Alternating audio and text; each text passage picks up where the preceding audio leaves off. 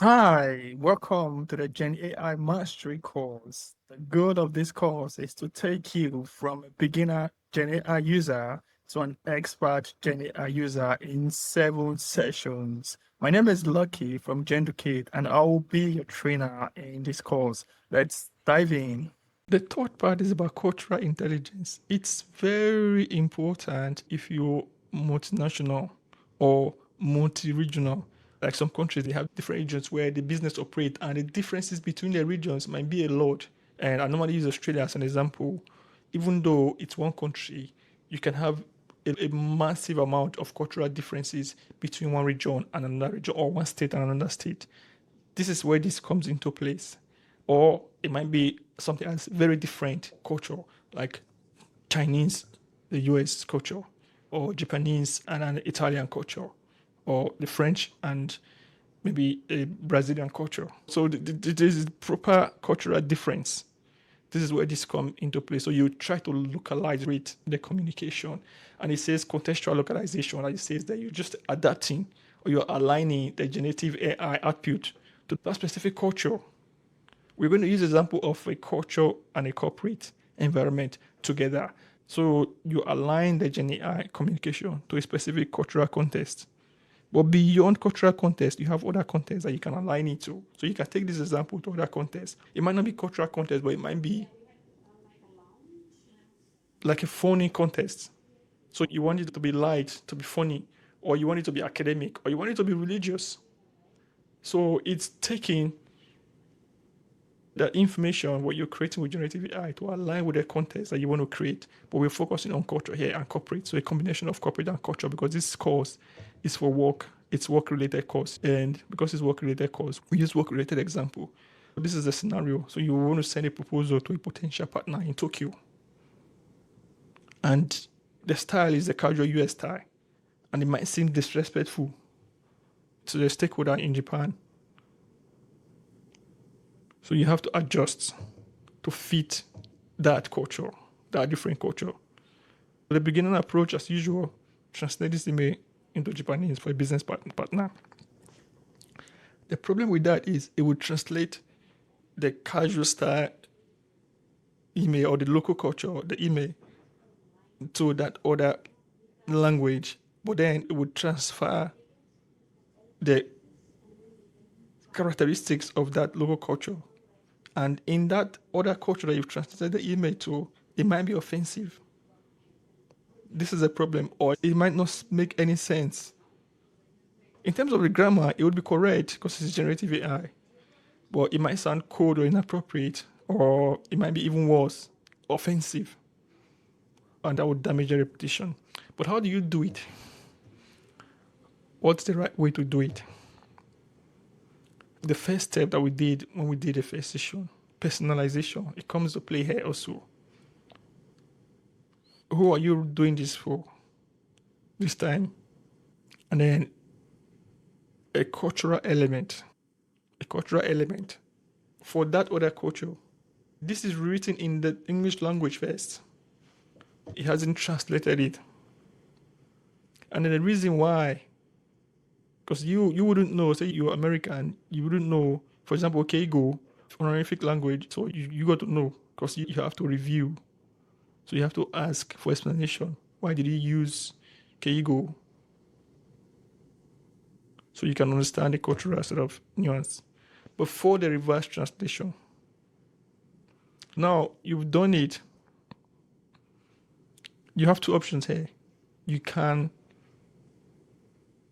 do it in English and then translate it to Japanese, or you can do it together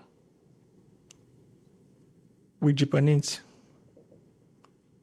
You can translate it or do the reverse translation, but normally, again, depends on the language that you're translating to, the culture. There are different factors, so you play around with different. There's no one size fit all here, because we're talking about culture and some characteristics of languages. But if you follow this step and you find that out, you get what you want, then it's fine. When you do the first step, you translate it while it's doing that, and with the explanation, then you do the reverse translation, or you do the first step in English, and then once you've done the explanation before you translate it, Or you can do both of them and then see which one meets your needs the most. There's no hard and fast. It's the end product, the output. Insofar as, like it says in step 3, the meaning, the core business meaning hasn't been lost. That's the main thing. And you've retained the tone and all the language characteristics the way you wanted it without being offensive and all of that. And then the last step, so you have to check it. That's how you know step 3 properly. Everything remains accurate, even though you've adapted the culture. This is very important. I can assure you, it's very important. You don't want to do the adaptation and something goes really off. Okay, so you check it. Now let's do a quick practice of this last step. As usual, we'll start with the beginning approach, how not to do it. I'll just put it in there.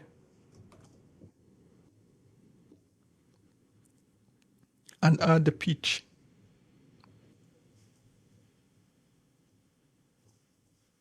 You run it. Now I'll do the prompt. As usual, I've already written the prompt following the 4 steps. I've done everything together because this is a short pitch and you can do it all in one go. Now, let's see the first bit here. Directly, you get a Japanese version. Even though you said to rewrite it and then it's going to do it in Japanese version. It becomes a disaster if you take the Japanese version and translate it to English. Several things would have happened. The characteristics of the communication would have changed because these are different languages.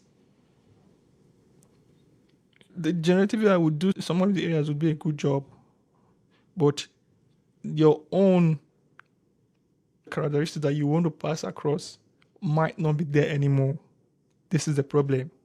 Your own characteristics that you want to pass across might not be there anymore once you translate this back to English. But then if you leave it as Japanese, you're just taking this and translating it to Japanese. But because Japanese is another language, that's the problem again. Because it wouldn't be able to translate some of the things here specifically. So generative AI would have to find a way to make it work. It wouldn't tell you that I can't translate some of the words in English to Japanese directly. That's the problem. In your own free time, you can try and take this Japanese version and translate it, use another GenAI to translate it to English, and then compare between this first one that you've written and that one. You might get surprised. Let's focus more how to do it. Now, all of that prompt is been given and the steps has been followed. So you have the Keigo long term. This is a bit been emphasized in the email already, and it gives you the phrases that was changed. So you can then check it yourself. Friendliness, which is very different from the US culture. And then replace you guys are crushing it with respectful. So it gives you the steps of the things that is happening because of the prompt that you gave it. And you can see how much has been changed. That tells you that the other prompt, if you haven't done the prompt properly, it's going to be a disaster. If you see how much has been changed. Game changer, I'm looking to move fast, aggressive discount language, all of that before the back translation into English to confirm the business meaning is lost. So then you can then read this and review it. Now, you can either send this in English or you can then translate this version to Japanese. Again, it depends. It's not ideal. It depends on the culture. This is where generative AI can be helpful also. Is everything retained? This is the question. So the safe way to do it is just to leave the English version. This is the safest way, but if you have to translate this version that is being worked into that language, then you need some other prompt. And one of the other prompts that you need is what's been retained and what hasn't been retained because of the language differences. So because of the language differences, what have you retained or what haven't you retained? For some cultures, they have different versions of that language or different. I'm trying not to use the word dialect, isn't it? But it might be the same dialect, but something very subtle because of the differences in the place or something. So it's the same dialect, but there's subtle differences that wouldn't be captured by generative AI. That's another thing to be mindful of. But what we've done here works very well if you can retain it in English language. Because you can read it, you can check it, you can change things around. But in essence, this is one way that you work with different languages. The scenario and the prompt are the key things that you want to focus on in the course. From session 1, session 2, session 3 to session 7, focus on the scenarios and the prompts and how you adapt that to suit your own specific context. But thank you very much for staying to the end of this session, and I'll see you in the next session. Have a good day. Thank you.